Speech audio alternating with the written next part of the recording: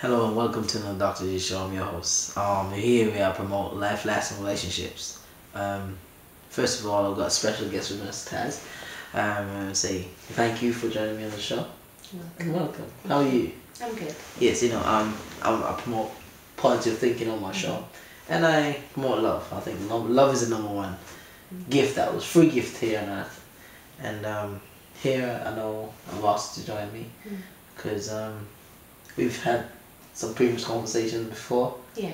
and that brought me to this question that I would like to ask you, which is, how has it been for you finding a partner and your experience of finding a partner in London? Oh, this is where you live.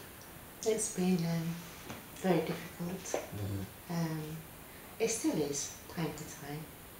A beautiful woman like you, very difficult. Thank you. I wouldn't understand that. I don't understand it myself, but I'm hoping that I will get to the answer. But deep down, that I've always known that the reason why I haven't settled down or I haven't really committed myself in a serious relationship has a lot to do with not having a father as growing up as a child, not having that father figure type to look up to. Has kind of left me very vulnerable. Not when you don't have a father, you don't have no one to compare. To have a father in your life, a little girl, a lady needs to look up, and the first contact that she has with her father would be when she gets older. That's the kind of man whom she'll be looking out for, and if she hasn't got him in her life, she doesn't know what to look for. So she will just go for anything that seems good. So you're saying that because of not growing up with a father, has kind of derailed you, so to say, to get off on a good start, to find out what kind of man you would like to have in your life. Yeah. And it's been a really rough ride, as you say. I think, in a way, come to think of it, I did have my father from the age of 1 till 3, and I do remember a little bit of him. Just a little bit. Yeah, and from what I remember, I think it must have been about 4 times or 5 times that I remember seeing him, and we used to go out places, and I had a good relationship with him. And from what I remember of my father, he was very loving, very affectionate, very warm, very and the person that you are, I guess. People say that. Thank you. Yes. Yeah, my mum always says that to me. She says, you look like your dad, you act like him, you've got his personality. But you just don't have that relationship now. And No. because you don't know what a relationship should be like, it's kind of affected you, so to say.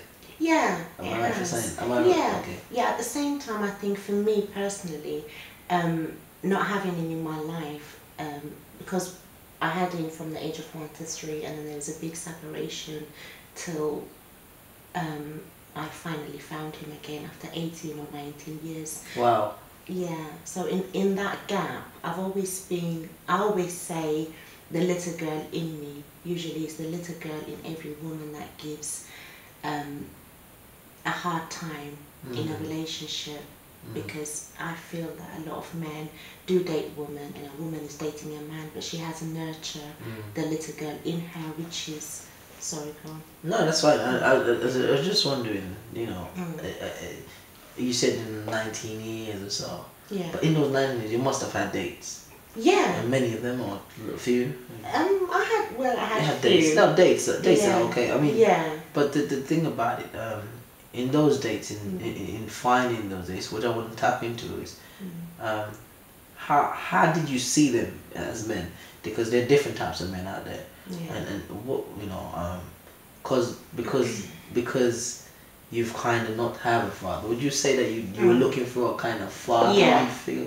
Can I say always that? Yeah. No, you tell, because I mean, You're definitely spot on. Yeah. So I've always been looking for the father figure type in a man, but I didn't know till recently. Wow. Recently. Yeah. And you're in your late 30s. It was actually, it's when me and you spoke about it. You made me realise. Yeah. So that's made a big impact in my life. Me? Yeah, Oh, definitely. did I? Yeah. When you said I can't remember exactly what you said, but the conversation that we had made me realise that I didn't let go of my father. So I knew, looking back in a relationship, why I wasn't happy with the man, or why I kind of received a lot of abuse from the opposite sex in the relationship. Wow. It's kind of very deep when you don't have the father in your life who is your protector, and he's the one that guides you, he's the one that looks out for you. So it's like I always say to people, a father in the house is like a roof for the house. It covers. So take the roof off. Almost like a hen to a chicken kind of thing. Yeah, take the roof off, you become very vulnerable. Anything can go in and anything can come out. But the other thing too, thank you for acknowledging that. I've made an impact in your life like that. Definitely, thank you. I do love people, and one of the things is that there's so many women out there. If you had the opportunity, like you do now, to speak to a woman that's in your position, what would be the one thing you would say to them? To try and let them understand that the girl in them, that's looking for that father. What would you say to them to stop doing, or what would you tell them to remotivate them to say, hey, you can find a decent man, or what would you admonish them? I would definitely say for all the ladies that have never had a dad in their life, they need to sort of realise they're broken inside. That's the first thing. Recognize it, because a lot of people. I think a lot of women, because that's what we had in our conversation. That's what you made me recognize in me. Because women, some women want to say, "I'm okay, I'm alright," and they go from guy to guy and don't know what the problem is. But I said that to you as well, and then you looked into my eyes and you said, "No, you're not okay." So I think it takes a particular kind of man who would be able to look into the depths of a woman's soul, not just look at her as an object, but to actually look into her spirit through her eyes, the window to her soul. I think one of the things I always build up people with, and especially when I speak to people from day to day, and I'll say to you, and it's like, have boundaries, have principles.